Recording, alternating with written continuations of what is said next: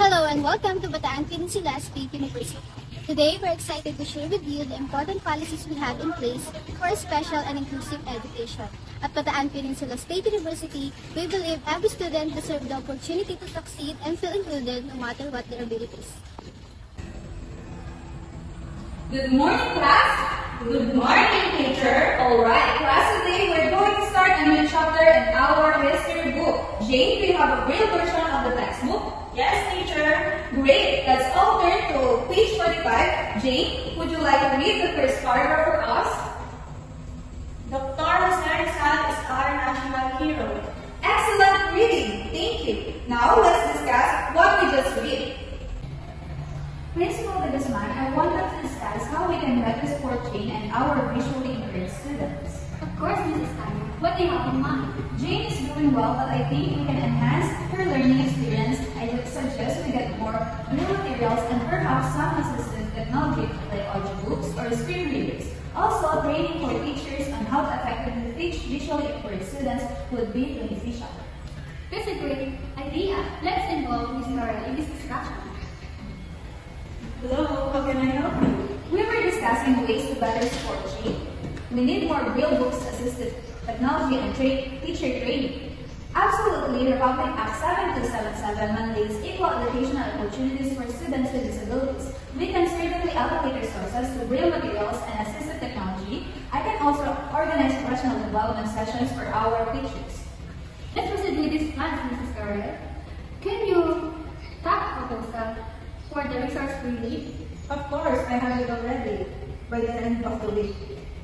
Republic Act 7277, the Magna Carta for Disabled Persons, ensures that disabled individuals receive equal opportunities in education. In this scenario, first, accessible learning materials. Ms. Escanio ensures that Jane has a braille version of the textbook, enabling her to follow along with the class. Second, assistive technologies. The proposal for additional resources like audiobooks and screen readers aligns with the law provision of the assistive technologies to support disabled students. Third, teachers training. Professional development sessions for teachers to effectively educate visually impaired students are crucial for providing an inclusive learning environment.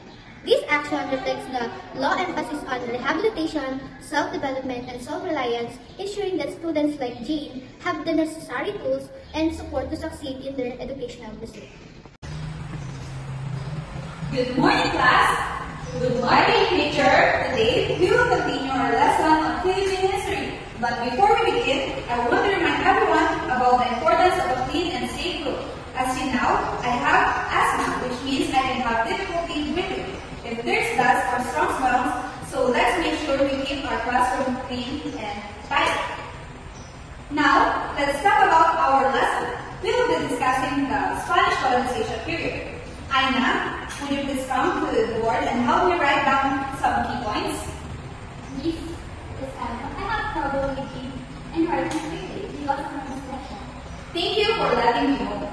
That's perfectly okay. Would you prefer if I paired you with a classmate to help you take notes? Or I can provide printed notes for you after the lesson? I think printed notes will be better, Mom. Great choice, Aina. I'll give you the notes right after class. Also, I will read out the key points slowly and clearly for everyone.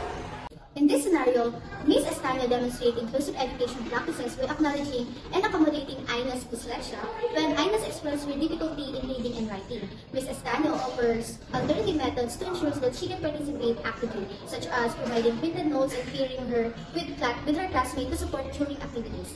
These approaches aligns with the principles of Republic Act 10533, which aims to cater the diverse needs of learners, including those with disabilities. By providing tailored support, Ms. Escanio ensures that Aina receive an appropriate quality of education just like her peers.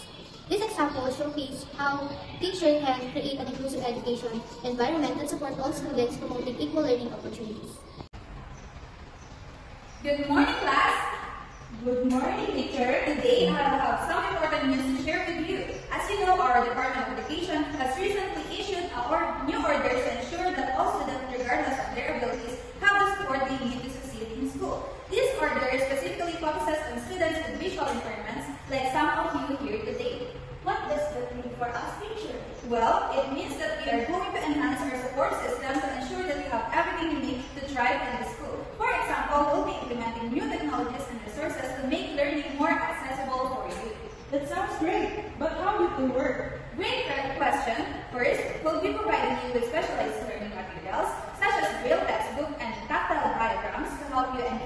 curriculum more effectively.